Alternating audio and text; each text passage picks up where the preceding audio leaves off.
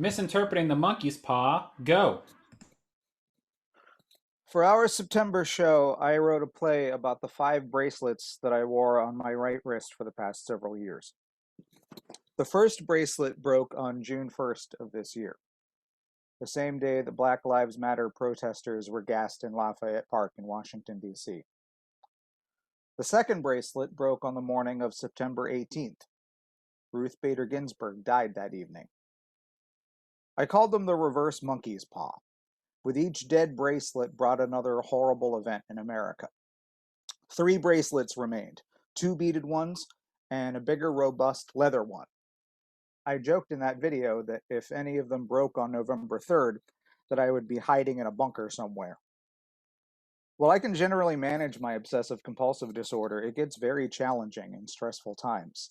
I've been doing a lot of counting and touching and double-checking as the election drew near.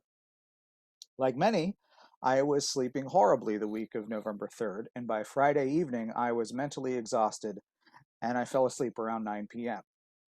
For some reason, I woke up around 1 a.m. on Saturday morning and reflexively reached toward my right wrist, and something felt, not right. There were 2 bracelets. That robust leather one was missing. My hope was that it had just slipped off as I tossed and turned, and I frantically started digging around my pillows looking for it. After a few minutes of panic, I found this. It had somehow snapped off while I slept. That was 1 a.m. on November 7th, entering the 4th day of an uncalled monumental election.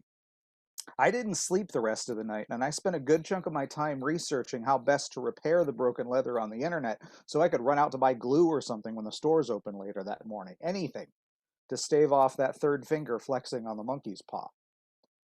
Then, around 11 a.m., something happened. You might have heard of it. Joe has disabled screen sharing, so I can't share it with you. Can you do that, Joe? You got it now.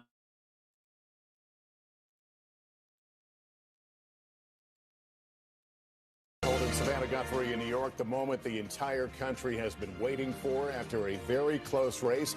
NBC News now projects that Joe Biden has won the Keystone State, Pennsylvania, and its 20 electoral votes. And that means we can now project that former Vice President Joe Biden has been elected President of the United States. He is President-elect Joseph Robinette.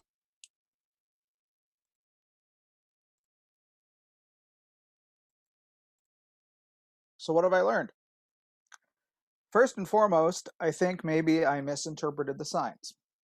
The bracelets breaking weren't ill omens, but indicators of significant change and historic import.